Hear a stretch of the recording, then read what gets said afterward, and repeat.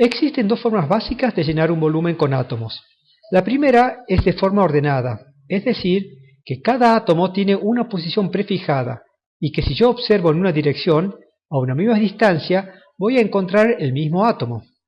Es como colocar átomos en una hoja cuadriculada, siempre en los mismos sitios. Los átomos en los sólidos se están tocando entre comillas, unos con otros, como en estos casos. Como es difícil graficarlo siempre así, lo hacemos por ejemplo de esta manera. A esta estructura se la llama estructura cristalina. La otra forma básica de llenar un volumen es en forma desordenada, como se muestra en estas figuras. En este desorden atómico no voy a encontrar la misma especie de átomo si me muevo en una dirección y dando un mismo salto. Puedo encontrar el mismo átomo, o puedo encontrar un lugar vacío, o puedo encontrar otro átomo, o puedo encontrar parte del orbital de un átomo. Esto sería como colocar átomos en una hoja cuadriculada, pero hecha por un niño de 4 años, o por nosotros, depende. Existe una tercera forma de llenar el volumen con átomos, que es con cuasicristales, y que solamente la mencionamos pero no la vamos a estudiar.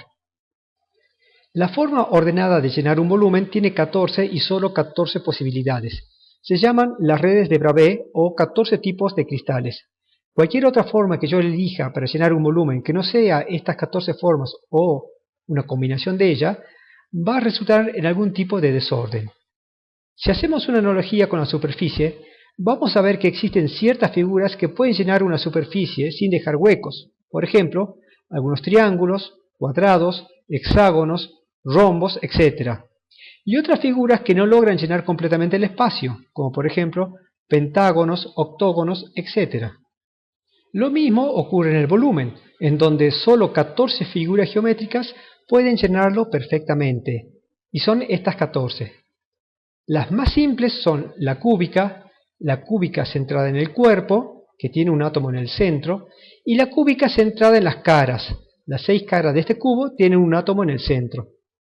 Por ejemplo, la celda del cloruro de sodio corresponde a esta, llamada FCC, Face Cubic Center, o cúbica centrada en las caras. Si nos fijamos bien, los átomos de color amarillo coinciden con todos los de esta figura.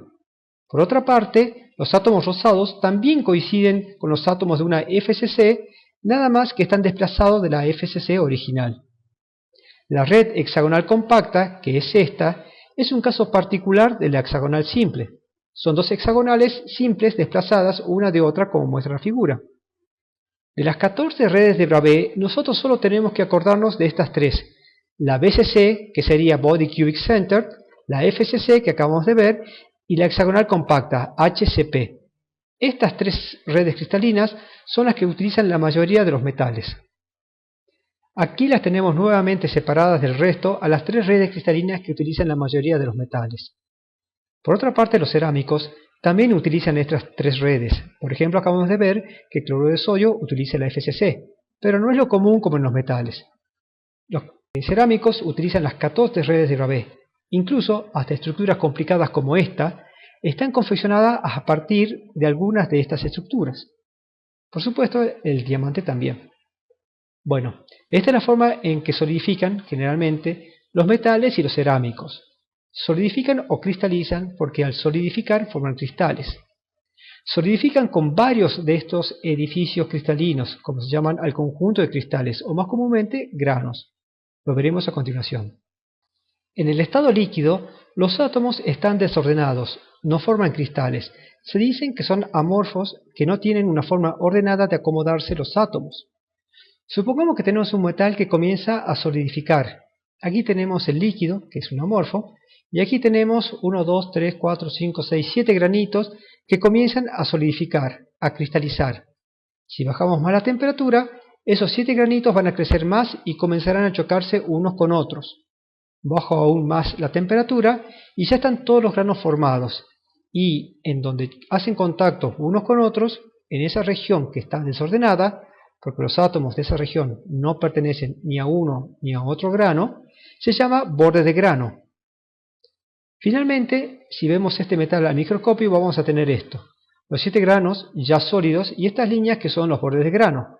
Miren, estos son los 7 granos que crecieron a partir de estos 7 núcleos. Estas son dos fotos sacadas en un microscopio a unos granos de aluminio en el plano y en 3D.